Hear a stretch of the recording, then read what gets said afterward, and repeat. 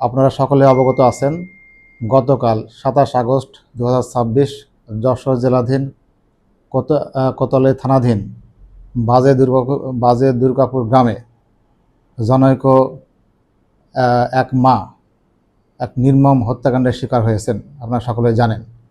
তো এই ঘটনা যখন আমাদের কাছে আসে, আমরা যখন সংবাদ পাই, ঘটনার সাথে সাথে যশোর জেলার পিবিআই টিম আমরা ঘটনাস্থলে উপস্থিত হই এবং ঘটনা সম্পর্কে ব্যাপক ছায়া তদন্ত শুরু করি।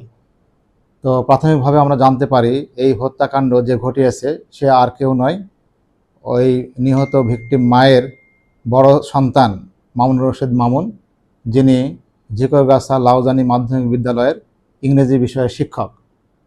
তো এই ঘটনা পরে আমরা খুবই মর্মাহত হই এবং আমরা তাকে খুঁজতে থাকি। সে পলাতক হয়। সে ঘটনা ঘটার পরপরই এলাকা থেকে পালিয়ে যায়।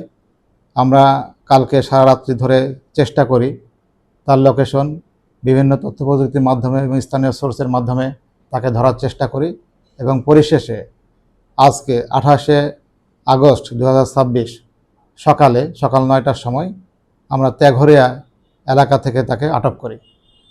বর্তমানে মামুনুর রশিদ আমাদের হেফাজতে আছে।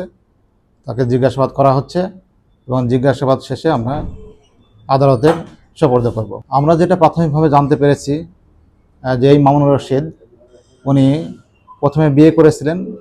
বিয়ে করার পরে ওনার বউ পারিবারিক বিভিন্ন কলহের কারণে চলে গিয়েছিল।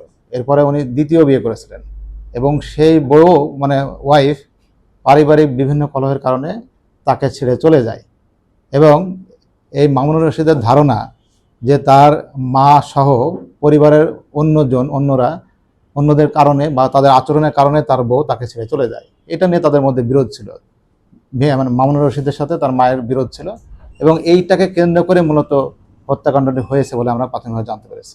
হ্যাঁ, এটাও আমরা এলাকাবাসী সূত্রে জানতে পেরেছি যে তার নাকি মাঝে মধ্যে মানসিক সমস্যা দেখা দিত। তবে এটাও সে আবার ঝিকরগাছা লাউজানি মাধ্যমিক বিদ্যালয়ের ইংরেজি বিষয়ের শিক্ষক ছিল।